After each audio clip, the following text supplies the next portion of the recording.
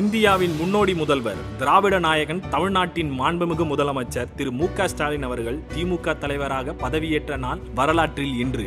50 ஆண்டுகளாக திமுக தலைவராக இருந்த முத்தமிழ் அறிஞர் தலைவர் கலைஞரின் இடத்தை நிரப்ப வேண்டும் என்ற இமாலய சவால் மு.க. ஸ்டாலின் அவர்களுக்கு காத்திருந்தது. கலைஞரின் மகன் என்பதால் மட்டும் அவ்வளவு எளிதாக பதவி கிடைத்துவிடவில்லை. கழகத்தின் கதையே வேறு.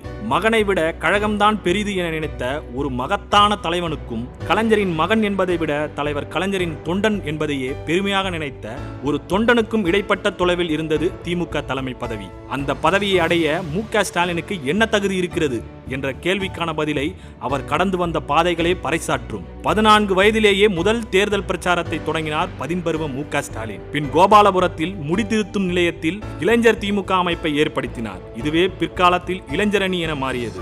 எமர்ஜென்சியின் போது 1975ஆம் ஆண்டு மிசா சட்டத்தில் சிறை சென்று வதைப்பட்டார். அதன் பின்னர் அவர் முழுநேர அரசியலில் ஈடுபட்டாலும் 1984இல் தான் அவருக்கு சட்டமன்ற தேர்தலில் போட்டியிடும் வாய்ப்பு கிடைத்தது. 1989இல் 1000 விளக்கு தொகுதியின் சட்டமன்ற உறுப்பினராக தேர்ந்தெடுக்கப்பட்டார். அதன் பின்னர் சென்னை மாநகரின் மக்களால் நேரடியாக தேர்ந்தெடுக்கப்பட்ட முதல் மேயராக பொறுப்பேற்றார். பிறகு உள்ளாட்சித்துறை அமைச்சரானார். பிறகு தமிழ்நாட்டின் முதல் துணை முதலமைச்சரானார். கட்சியை பொறுத்தவரையில் 1983இல் இளைஞரணி செயலாளர், பின் 2008இல் பொருளாளர், பின் 2017ஆம் ஆண்டு கட்சியின் செயல் தலைவரானார். அதன் பிறகே 2018ஆம் ஆண்டு ஆகஸ்ட் 28ஆம் தேதி கோடான கோடி உடன்பிறப்புகளின் தலைவராக ஒருமனதாக தேர்ந்தெடுக்கப்பட்டார். இது வெறும் கடந்து வந்த பாதை அல்ல, கழகத்தை முழுமையாய் நேசித்து சுவாசித்த ஒரு தொண்டன் தலைவரான சரித்திரம். பதவியேற்றதோடு நிற்காமல் செயல் வீரராகவும் திகழ்ந்து வருகிறார் ஸ்டாலின் அவர்கள். திமுக தலைவராக 2019இல் அவர் சந்தித்த முதல் நாடாளுமன்ற தேர்தலில் 40க்கு 39 தொகுதி என்ற கணக்கில் மாபெரும் வெற்றி பெற்றார். 2021இன்